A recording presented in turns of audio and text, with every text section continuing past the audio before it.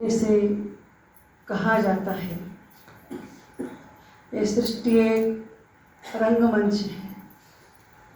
हम सब पात्रधारी हैं, ये हम सब अनुभव करते हैं। पर बाबा हमें नित्य यह पाठ पक्का कराता है कि तुम पाठधारी होकर के ही पाठ बजाओ। ज्ञान काल में हम पाठधारी, परमात्मा क्या है, सूत्रधार, हम सब कठपुतलियाँ हैं, ये शब्दों की वर्णन तो करते ही थे। पर संगम युग में बाबा हमें सचमुच ऐसे ही जीवन जीने की एक कला सिखाया है। नित्य हमको बाबा कैसे जीना, कैसे मरना, दोनों बातें बताते हैं। और फिर बाबा ये भी कहते हैं, तुम सदा बार बार आप जीते जी मरकर अपने आप को देखो बोलते हैं। जो जीते जी मरने का अभ्यास करते हैं उनको मरने का डर नहीं रहता है, क्योंकि वो अपनी तैयारी करता है। रोज बाबा कहते हैं कि अपना बैगेज तैयार करो। माना क्या तैयार करना है? बैगेज तैयार करो माना क्या तैयार करना है? यानी अपने आत्मा की स्थिति को हम दैवी दुनिया के लिए योग्य बना करके, और 63 जन्म का जो हमारा विकर्म है उसको हम भस्म करने के लिए हम योग अग्नि प्रज्वलित करना है। यह बात बाबा हमको रोज पाठ पढ़ाते हैं और हम पढ़ते हैं। अगर हम यथार्थ हम पढ़ते रहेंगे तो हमको कोई भी बात अपने सामने आई तो कठिन नहीं लगेगी। सबसे कड़ा परीक्षा मैं समझती हूँ मृत्यु का ही है। कठिन परिस्थिति, हर एक को यही चिंता रहता है, मेरा मृत्यु अच्छा होना चाहिए, है ना। जीवन में कमाएंगे, करेंगे, सब कुछ करेंगे, संबंध जुटाएंगे, कुछ भी करेंगे, आखिर अपने सामने एक प्रश्न सदा आता रहता है, मेरा मृत्यु अच्छा होना चाहिए। किसी का भी मृत्यु हुआ वहाँ भी अपने मृत्यू के बारे में सोचते रहते हैं। अब देखो, आप सोचते हैं कि नाही सोचते? खरंच बाई त्यांच्यासारखं आपल्याला यायला पाहिजे मृत्यू, असं म्हणतात का नाही? भाई माता, उस समय के लिए अल्पकाल की वैराग्य तो आई हुई रहती है। बोलते हैं ना, किसी की मृत्यु देख करके मनुष्यों को धन्य लगता है। किसी का मृत्यु देख करके गया बेचारा, अच्छा हो गया, हमारी एक पीड़ा कट गई, ऐसे विचार आता रहता है। आता है कि नहीं आता है? आप हर एक इस बारे में सोचो, है ना। हम केवळ श्रद्धांजली म्हणा पुष्प वाहून जाण्याचं नाही, ते तर लौकिक लोकांसाठी आहे। लौकिक लोगों के लिए वो सब है, वो अपने लिए क्या है, सचमुच अपने आप को हम जांच करने का ये वक्त है। ये भी हमें अंतिम सत्य पता है, जिसको जन्म है उसको मृत्यु है, जिसको मृत्यु है उसको जन्म है। हम हर एक शरीर छोड़ने वाले ही हैं, फिर शरीर लेने वाले ही हैं। अनेक बार शरीर छोड़ा है और अनेक बार लिया है। कब से शुरू हुआ हमारा ये प्रक्रिया? सतयुग से शुरू हुआ है ना। पर कलयुग में शरीर छोड़ते हैं तो आंखों में आंसू आते हैं, है ना। सतयुग में शरीर छोड़ते हैं तो आंसू नहीं आता है। ये थोड़ा सा फर्क है। पर संगम युग में आने के बाद शरीर छोड़ते हैं तो आंसू आता है, पर वो आंसू जल्दी ही रुक जाता है। इतना थोड़ा फर्क है, क्योंकि बाबा अपने को हेल्प करता है और ज्ञान होती है, समझ होती है। क्योंकि हम सबको बाबा कहते हैं, तुम सब राजाई क्वालिटी की आत्मा है, राजघराने की आत्मा है। राजा कभी रोता नहीं बैठता है, राजा रोता है क्या? अगर उनको रोना आया भी तो भी कुछ क्षण के लिए वो व्यक्त करेगा, दूसरे क्षण आगे का कार्य क्या करना है उसके बारे में सोचेंगे। पर बाबा ने हमें ये स्मृति दिलाया है, बच्चे आप कौन हो? हम केवल आत्मा नहीं है, आत्मा तो सभी है, पर हम वो आत्माएं हैं जो नई दुनिया की स्थापना के कार्य में मदद करने वाले हम आत्माएं हैं। हम कोई भी साधारण आत्माएं नहीं हैं, हम विशेष आत्माएं हैं। तो इसलिए आंखों में 2 बूंद प्रेम की, स्नेह की, पालना की आती भी है समझो, पर वो दुख की न बने। इन्हें दुख किस बात की करें हम? क्योंकि बाबा कहते हैं हमारे लिए दुख की दुनिया खत्म हो गई। जिस दिन हमें ज्ञान मिला उस दिन हमारा नई दुनिया के लिए कार्य शुरू हुआ। इसलिए पुरानी दुनिया के लिए यादें हम करेंगे तो हमें दुख की आंसू आएगी, क्योंकि आंसू हमें नहीं बहाना है, पर प्रेम की 2 बूंदें भले ठीक है। जैसे ब्रह्मा बाबा को भी जब बच्चे बिछुड़ते थे, अपने अपने स्थान पर जाते थे, तो बाबा उनको विदाई देने के लिए बाहर तक आते थे, तो उनके आंखों में 2 बूंद आते थे। भगवान के घर के श्रृंगार चले जा रहे हैं, इस कारण से उनके नैनों में 2 बूंदें दिखाई देते थे। ये स्नेह की बूंद, ये प्रेम की बूंद होती है। वैसे हिंगणे भाई के लिए भी हमें प्रेम की 2 बूंद आई भला, पर दुख की नहीं, क्योंकि मैं समझती हूँ इतने जितने जो भी बीके भाई बहने हैं, ऐसे लौकिक दृष्टिकोण से हमारे रेड्डी भाई जी, क्योंकि उनका एक संघ का भी परिवार था, ब्रह्मा कुमारी परिवार के साथ जितना जुड़े हुए थे उससे भी एक कदम ज़्यादा मैं समझती हूँ संघ परिवार, विश्व हिंदू परिवार से वो जुड़े हुए थे। इसलिए उनके साथ भी उनका संबंध बहुत वर्षों से है। पर यह बीके परिवार में मैं देखती हूँ जो भी है, मेरे से ज़्यादा किसी का भी नहीं हुआ।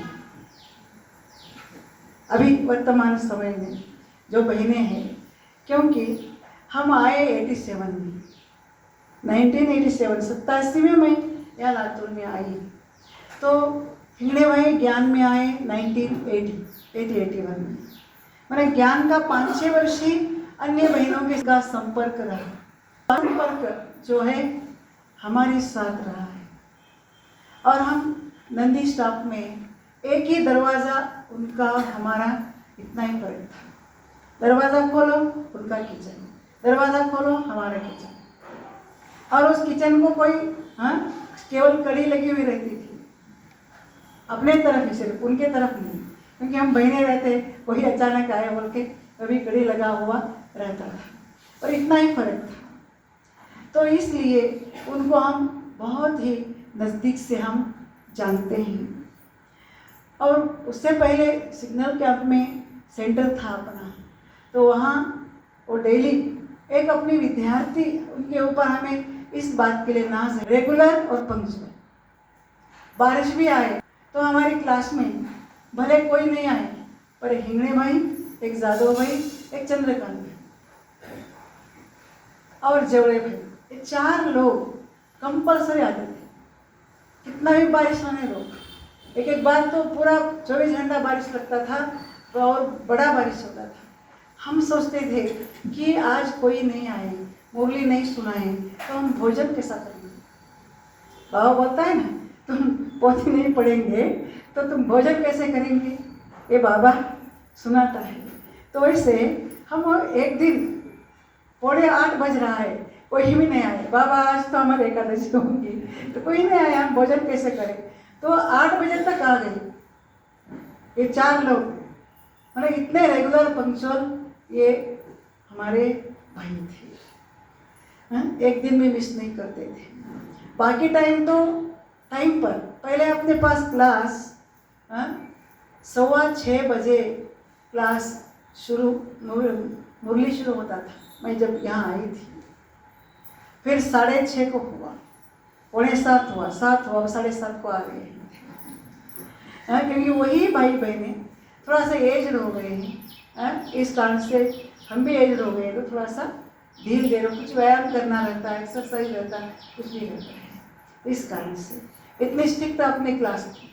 पर सवेरे 3:45 बजे हम योग का प्रोग्राम रखते थे सिग्नल कैंप में। ये सब भाई बहन आते थे, क्योंकि अपने पास भाइयों का ही क्लास चलता था सवेरे, माताएं बिल्कुल कम, 1 या 2, वो भी रविवार के दिन आते थे, गुरुवार के दिन आते थे क्लास में माताएं। शाम को 5-6 माताएं, भाइयों का ही क्लास। हर सेवा करने के लिए अपने को भाइयों का ही मदद देना पड़ता था, ब्रह्मा भोजन में वगैरह वगैरह। जब हम सेंटर अपना आया नंदी स्टॉप में, तो वहाँ से थोड़ा अपना माताओं की क्या हो गए, संक्रांति प्रोग्राम के बाद सेवा माताओं का शुरू हुआ। अब माताओं का भीड़ लगी पड़ी हुई है। तो ये वरदान मिल गया नंदी स्टॉप में।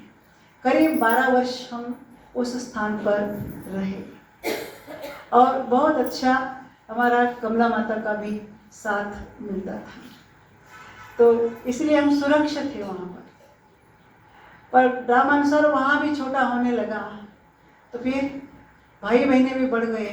सबका संकल्प हुआ कि हम एक अपना बाबा का बनाए, फिर ये स्थान बन गया।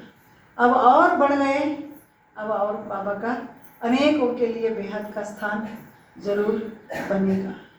तो इस विचारों में हिंगड़े भाई का मैं एक बार ऐसे क्लास में हाथ उठाए, ये कौन बेड़ा उठाएंगे, वो अकेले हाथ उठाए, मैं उठाऊंगा। तो उन्हें हाथ उठाया है तो उनको मार्क्स मिल गया। और उनका सदा ये ख्याल रहता था, भाई जी मैं विनाश देख करके ही जाऊंगा, वो बोलते थे बार बार। और अच्छी बात है, विनाश देख करके ही जाएंगे। ऐसे ही दूसरी माता थी हमारी प्रतिमा माता, वो बोलती थी कि वो धन्नूराम दो थे ना, धन्नूराम म्हणायचं, तू कशाला विचार करतो, शेवटपर्यंत तुला करून घालायला मी आहे.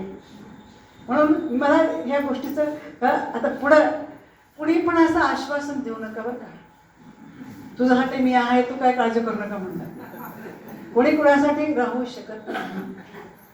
मैंने अनुभव की बात आपको बता रही है, कल ही हम रहेंगे ये बात नहीं है क्या, सोचो आज। इसलिए जो भी अच्छा काम करना है, किसी को भी सहयोग देना है, सेवा करनी है, भाग्य बनाना है, तो आप आज ही सोचो, आज का ही सोचो। कल करेंगे, 2 साल के बाद करेंगे, शक्य नहीं। मैं तो इस बात का बिल्कुल नहीं मानूंगी, क्योंकि 2 अनुभव किया मैंने, एक माता का भी अनुभव किया और एक भाई का भी अनुभव किया।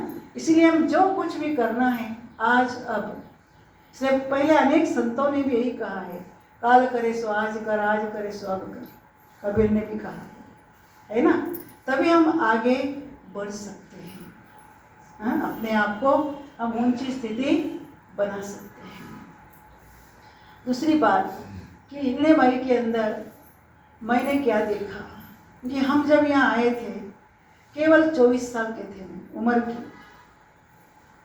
तो हम उस समय जब बाबा के हम टीचर्स पहिले बने, मला तिथं जमत नाही, इथं जमत नाही, आमचा समोर एक प्रश्नही नव्हता. जिथं सेवेसाठी आम्हाला पाठवेल तिथं आपल्याला जायचंच, आम्ही तर जाऊन सेवा करायचंच. बघा मी ज्या वेळी तांडूरला गेले तेव्हा माझा उमर किती होता, 18 वर्षाची होती. आज 18 वर्षाची मुली हे लहान आहे, लहान. आम्ही 18 वर्षामध्ये ते सेंटर सांभाळलं, ना भाषा ना तिथलं लोकांचं रहन सहन. तुम्ही विचार करा. मग ज्यावेळी वापिस इकडं आलं तिथं 24 वर्षाचं, आम्हाला काय अनुभव असतात ते विचार करा. भाषा नाही, काय नाही, आणि इथं तरी मराठी आणि गीतावर खूप जोर आहे. तर त्या आत्म्याला ज्ञान देण्यासाठी आपल्याला किती पुरुषार्थ करावा लागत. मग सेवा पण करायचो. मग तेवढ्यामध्ये मी आले होते इथं आरोग्य अच्छा करने के लिए, तबीयत मेरा ठीक नहीं था। बहन जी के पास मैं आराम करने के लिए आई थी, और बहन जी में आने के बाद ड्रामानुसार वो 1 साल में बाबा ने उनको सेवा के लिए बुलाया। और एक तरफ हमारी शरीर की तकलीफ, हेल्थ ठीक नहीं था, और दूसरे तरफ इतनी बड़ी जिम्मेवारी थी। जब बहन जी गए यहाँ से, तब ये भाई बहने ऐसे होते थे, आपको क्या बोलूं, वो बस स्टैंड तक, बस में बैठने तक, जैसे बच्ची पति के घर में जब जाती है शादी करके, तब जो मायर के लोग रोते हैं ना, वैसे रोते थे। मैं साक्षी होकर के देखती थी, बाप रे यहाँ के लोग कैसे है, अब मैं यहाँ कैसा सेवा कर रहा हूँ। कि हमारे बारे में इनको विचार चलता था, क्योंकि मैं दूरी भी थी और कमज़ोर भी थी, और ये कैसे संभालेंगे हमको, ये उनको विश्वास ही नहीं होता था।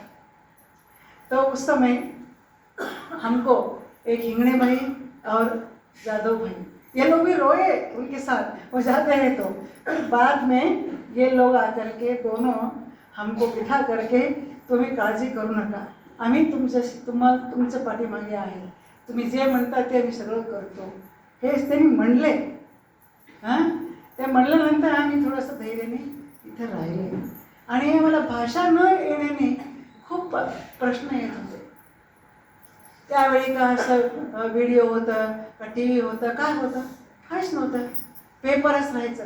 रक्षाबंधन येऊ दे, गणेश चतुर्थी येऊ दे, गुढीपाडवा येऊ दे, काही पण आलं की ते पेपरमध्ये चंद्रकांत भाईचा एक तगादा खूप राहायचा. मला तुम्ही काय तर लिहा, काय लिहायचं, कुछ भी लिखो, अब पेपर में डालेंगे. फिर हम हिंगणे भाई के पीछे पड़ेंगे, भाई जी ये ज्ञानामृत में है, हिंदी में है. पढ़ाई बहुत किया हमने, इतना. भाई बहन जी भी थी ना, महादेव बहन जी, ये बारिश के दिन में हम जो पढ़ाई करते थे बहुत वंडरफुल था. बहन जी को इंग्लिश सिखाना था मुझे, पता है, महादेव बहन जी को इंग्लिश सिखाना है. तो तब हम इंग्लिश की ये मंगाते थे, ट्रांसलेशन का किताबें, गाईड मंगाते थे. हे कोणाला माहिती होणं की सेंटरचा ॲड्रेस बरं कसं मागवायचं, बरं भाईजीला माहीत झालं काय करावं, मग हिंगणेबाईचा ॲड्रेस, कुणाकुणाचा ॲड्रेसवर ते मागवायचं, पढाई करायचं. खूप स्टडी झालं आपल्या इथे खरं म्हणलं तर. मग मराठीचं शिकायचं, मग मराठी किताब पढ़ना. फिर वो शब्द समझ में नहीं आता था, फिर हिंगणे भाई को पूछना देख करके, फिर हिंगणे भाई को हिंदी में ये अच्छा आया है, आप थोड़ा ऐसा ट्रांसलेशन करो. फिर वो ट्रांसलेशन करते थे, पेपर में भी देते थे. हम बहुत ऐसा ज्ञान की पढ़ाई इन भाइयों के साथ हमने किया.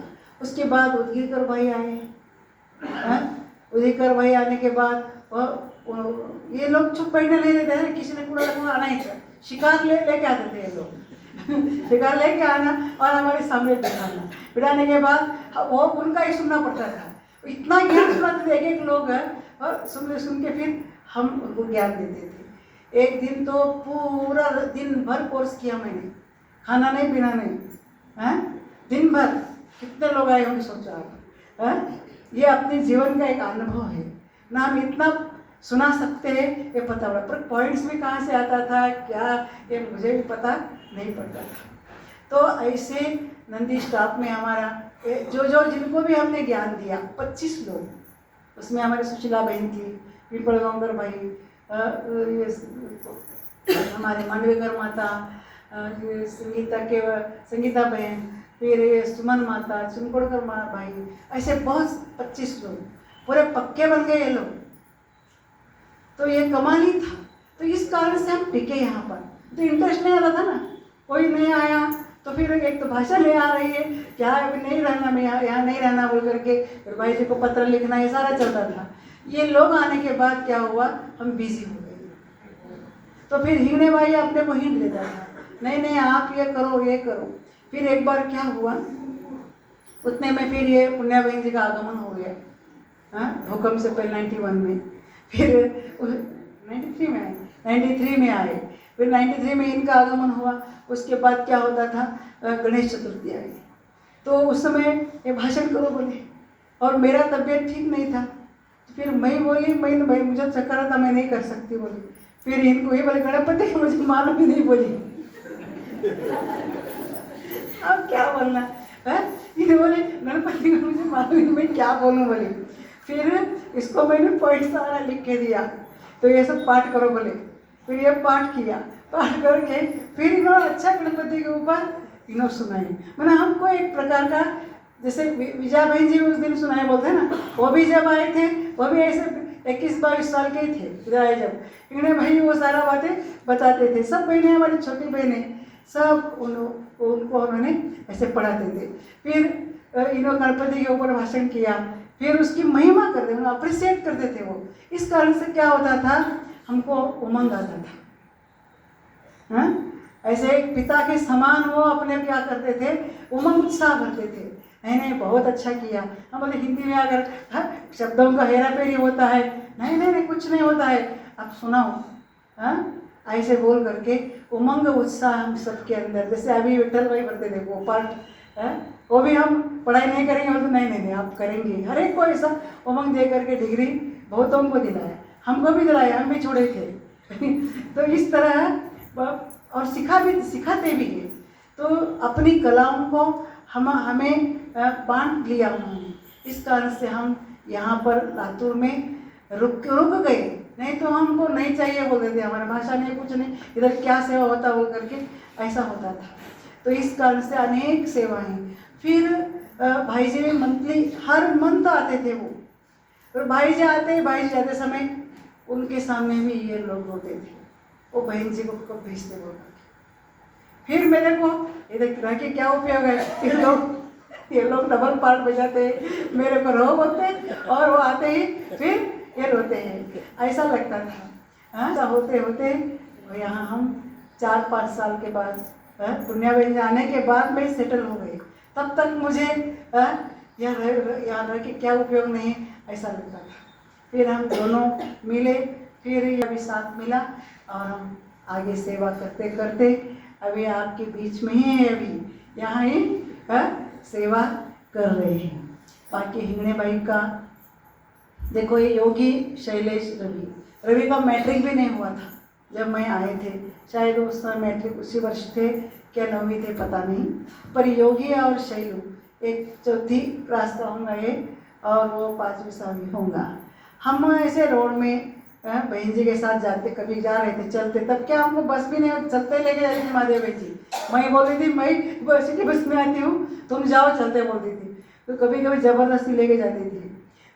तो रास्ते में लोग स्कूल जाते समय ये रोड का इस साइड में होते हुए भी दूर से बहन जी बोलते हुए ओम शांति बोलते थे छोटे। तो हमको बहुत अच्छा लग रहा था, ये इतने छोटे छोटे बच्चे कितने ओम शांति बोलते हैं, कितने अच्छे हैं।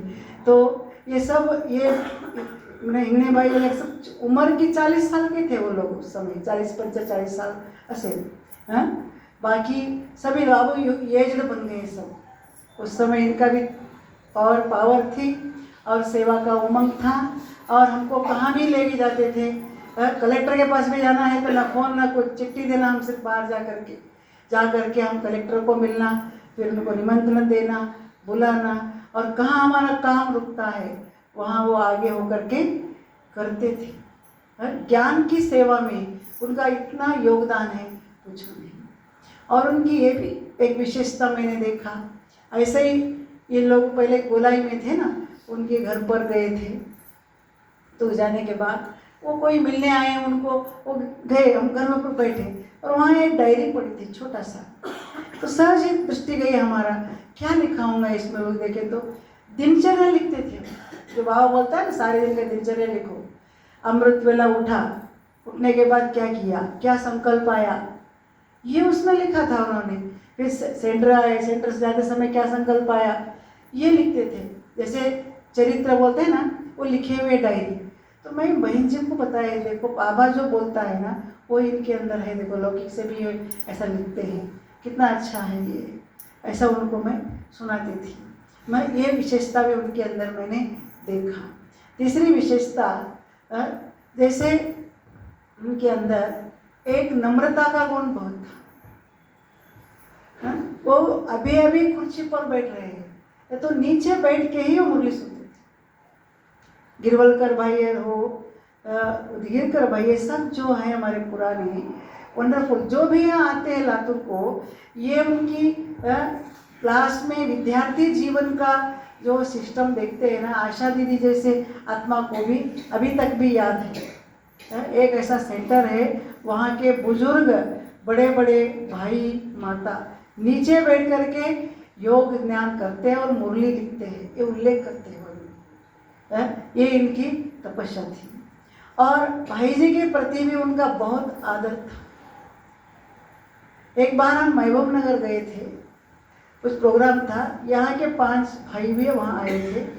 तो भाई जी जहाँ बैठते उनके साथ ही ऐसे क्या बोलते हैं वो, उनकी ग्रुप साथ में उठना।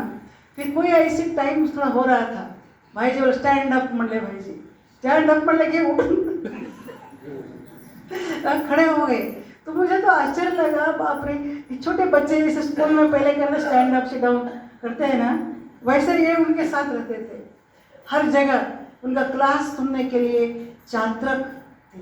यहाँ भी कहीं भी भाई जी अपने अवसा वो मोर्डो कहीं भी क्लास में हमारे साथ वो आते थे। ये उनकी क्लास के प्रति उनकी आदर थी। मना ये भाई जी भी यहाँ खींच क्यों आते थे, यहाँ ज्ञान के पिपासु बहुत थे, चात्रक है ज्ञान। बाबा बोलता है ना, ज्ञान का डांस भी उनके सामने होता है जो चात्रक होते हैं। और गीता का वो पंडित है, और यह गीता सुनने के लिए बहुत चाहते हैं। तो इसलिए उनके क्लास के लिए ये जितने दिन भाई जी रहे उतने दिन, एक दिन भी न मिस करते हुए पहले आकर के बैठते थे। उनको वह भी बहुत अच्छा लगता था। तो इस तरह वो भाई जी एक बार मुझे बोले, एक बार हिंगने भाई किसके लिए भी लेट हुआ था, पीछे बैठे थे, तब हमको बोले हिंगने भाई का एक सीट कभी भी आगे रखना बोले, वो देर भी आए ना उनका एक सीट रखना, ऐसे बोले। क्यों? क्योंकि वो चात्रक होकर सुनते हैं ना, तो हमको अच्छा लगता है पूरा ना, कभी भी वो उसमें सुस्ती नहीं करेंगे वो, और क्वेश्चन करेंगे, कुछ ना कुछ छोटी छोटी बातें निकालेंगे, वो निकाल के प्रश्न करेंगे, मतलब उस पर अनेकों को लाभ होगा। ये एक उनकी विशेषता थी। और जिनको भी कोई काम कहाँ अड़चनी में है ऐसा लगा, तो वहाँ हाजिर हो जाते थे। हाजिर होकर के वो उस समय के लिए वो जो पीड़ा रहती है ना, तकलीफ रहती है ना, उसको वो दूर करते थे। ऐसे और बहनों के प्रति उनका आदर था। टाइम के बहुत पाबंदी थे। वो प्रोग्राम में उनका थोड़ा भी नीचे ऊपर हुआ, वो गेस्ट भी कुछ ये नहीं करेंगे, समझो इनको बहुत तकलीफ होता।